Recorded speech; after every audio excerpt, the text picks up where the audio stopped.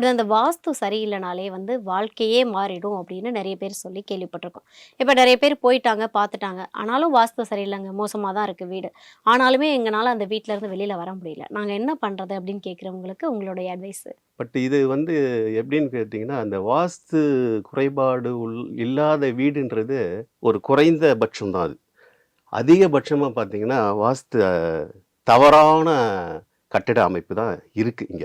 ம். இன்னும் புரிதல் இல்ல மக்களுக்கு. அது கன்ஸ்ட்ரக்ஷன் பண்றவங்களுக்கும் அந்த ஒரு எப்படி சொல்றது? அந்த வலி, வருத்தம், வேதனைன்னு சொல்ற மாரி அங்க இருக்கிறவன் படுற அவஸ்தை, கன்ஸ்ட்ரக்ஷன் பண்றவங்களுக்கு கூட அந்த கான்செப்ட் இல்ல.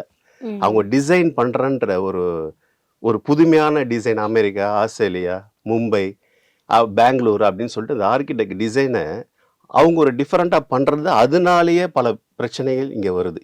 ஆஸ் அ பில்டராகவே நான் சொல்கிறேன். ஏன்னா ம். நான் வந்து இந்த 30 இயர்ஸ் வந்து பில்டிங் கன்ஸ்ட்ரக்ஷன் லைன்லேயே இருக்கிறேன். But okay. இருந்தாலும் நம்மளுடைய பாரம்பரியம், நம்மளுடைய வேர்கள் சொல்கிறோம்ல, நம்மளுடைய மூதாதையர்கள் என்னென்ன கடைபிடிச்சாங்களோ அதை கொஞ்சம் நான் என்னோடைய கன்ஸ்ட்ரக்ஷனை நான் அதை ஃபாலோ பண்ணுவேன். ஓகே. இந்த மாடர்ன் டிஜிட்டல் இப்படி போய் ஒரு ஒரு டிஃப்ரெண்டாக கன்ஸ்ட்ரக்ஷன் வரும்போது அது லாட் ஆஃப் ப்ராப்ளம் நம்ம பப்ளிக்குக்கு அதை அனுபவிக்கிறாங்க. ம். நிறைய விஷயம் இருக்குது அதில்.